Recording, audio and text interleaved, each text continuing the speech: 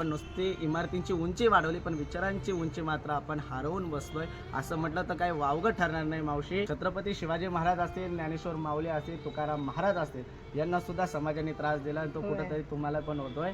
खूप खेदाची गोष्ट. देवाने आपल्याला सक्षम असं शरीर दिलंय, आपण स्वतः कमवून स्वतःच्या हाताने खाऊ शकतो शिजवून, परंतु हे मुख्य प्राणी मात्र कुठे जाते.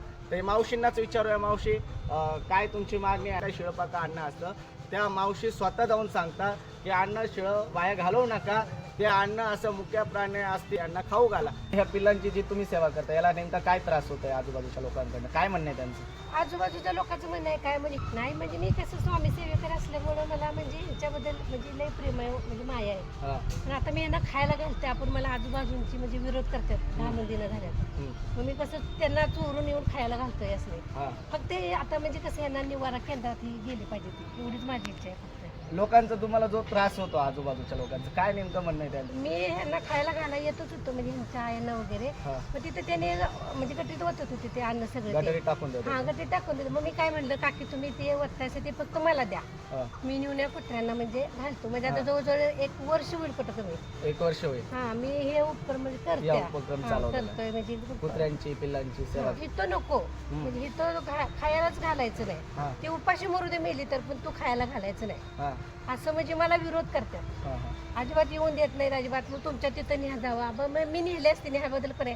तुम्ही भाडेकरू असल्यामुळे मी पण काय तिथं करू शकत नाही ना. मग ती म्हणते तू कशाला असलं म्हणजे कशाला तू म्हणजे मुख्य प्राण्यांना घालत्यास, तुला काय म्हणजे करायचंय असं म्हणतात.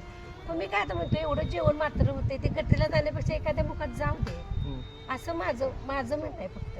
खरंच मित्रांनो, खूप छान वाटलं ह्या मावशीशी भेटून की या कलियुगामध्ये, या स्वार्थी जगामध्ये नमस्कार करताना आपण देवाकडनं काहीतरी स्वार्थ पाहतो, परंतु या मावशी अशा पद्धतीने ह्या कुत्र्या पिलांची सेवा करतात की बाबांनो, नुसता मंदिरात देव नसतो, तो मुख्य प्राणी असतील, माणसात सुद्धा देव असतो.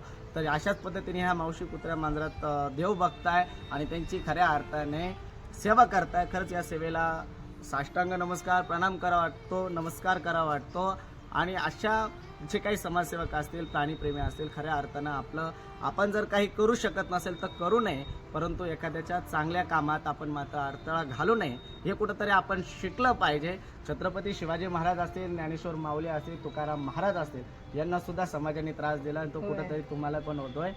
खूप खेदाची गोष्ट म्हणावं लागेल. या 21व्या शतकात नुसती इमारतींची उंची वाढवली पण विचारांची उंची मात्र आपण हरवून बसलोय असं म्हटलं तर काही वावगं ठरणार नाही मावशी. पेठ वडगाव नगर परिषदेने तर यांची काहीतरी व्यवस्था करावी, तर ही मागणी नगर परिषदेने पूर्ण करावी अशी मी देखील त्यांना तुमच्या या सेवेला खरंच मी प्रणाम करतो आणि स्वामींकडनं तुमची आशीष